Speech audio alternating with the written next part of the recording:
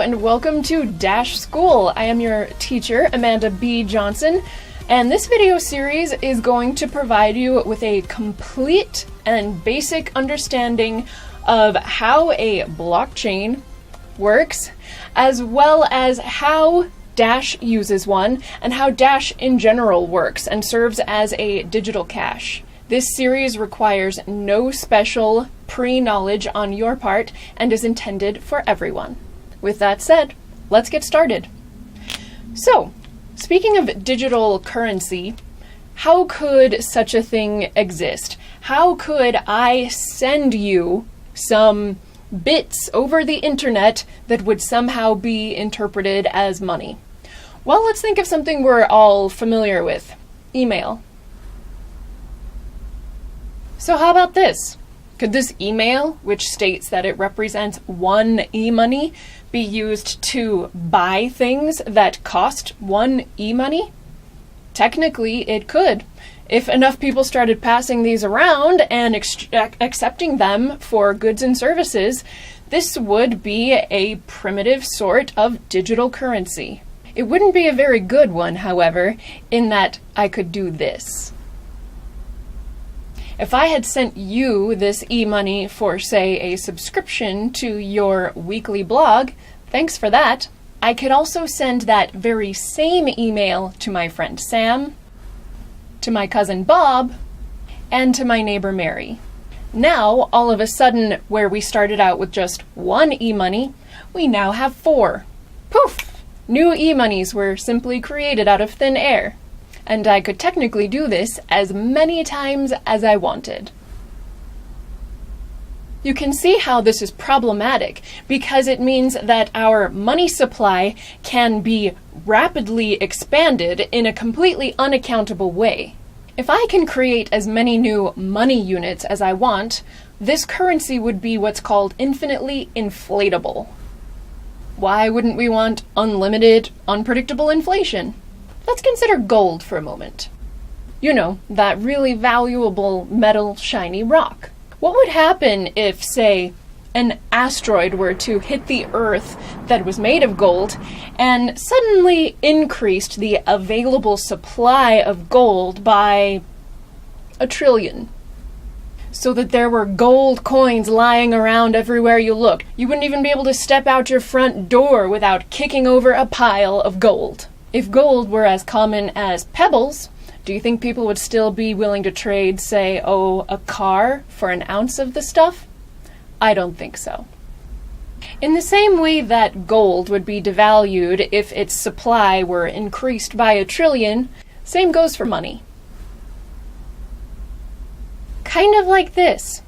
As the supply of money increases, the purchasing power, or what goods and services each individual unit of that money will get you, goes down. As an example, in the United States there used to be something called penny candy. That was because 1 penny would buy you a piece of candy. Now, a lot of people simply throw their pennies away in the trash can because it will no longer buy them anything. If any new monetary system is to be considered worthy of your attention, it's got to not be like that. So, going back to our email example, how could we ensure that anything digital is not infinitely inflatable? Is the digital realm, after all, not the land of copy and paste? Yeah, like that. To prevent the copy and paste problem, inflation, from taking place on our special email money, e-money, what if we tracked every email that was sent on a kind of ledger? Like this. And what if we built a kind of wallet software that read this ledger? So if I tried to send you 2.5 e-monies, my wallet would know that I only have 1. This concept of a digital ledger makes up the entire foundation of digital currency, or as some also call it, cryptocurrency. And that foundation has a name: a blockchain. And now you can be confident that anytime someone drops this fancy word around you, all they're really saying is digital ledger. But if it's a digital ledger, why call it a blockchain? What does that mean?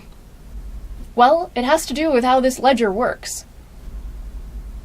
Going back to this concept of a ledger, the most important thing we have to make sure of, to make sure that our monetary supply is open, honest, accountable, auditable, we have to make sure that the numbers are trustworthy. How can we make sure, for example, that I don't do something like this? Wouldn't that be convenient for me? Or how do we make sure that I don't do something like this? Alice never should have crossed me. Well, the answer is that no one gets to change the ledger. They only get to update it. Let's shrink this down. Here's that shrunk down copy of our ledger, and it's time-stamped. If we want to change who owns what, we have to add an update.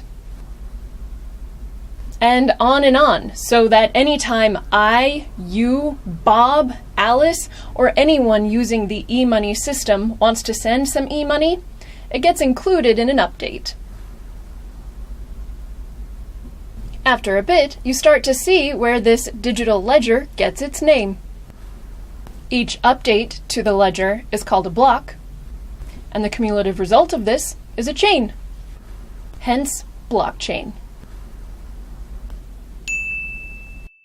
Now you might be thinking to yourself, that seems like a novel way to try to do money, but who gets to make entries into the blockchain? When do they get to make entries into the blockchain? Any old time they want? And why should we trust that people making entries into the blockchain are making accurate entries? Well, my friend, that you would even wonder such a thing, it tells me that you are clever enough to have a complete understanding of all things blockchain and digital currencies. So why don't you hop on over to episode 2 to find out the answers to your questions. So the state in which all or the majority of the network agrees on the same versions of the blockchain is called consensus. And it is from consensus that a blockchain running network achieves most of its security.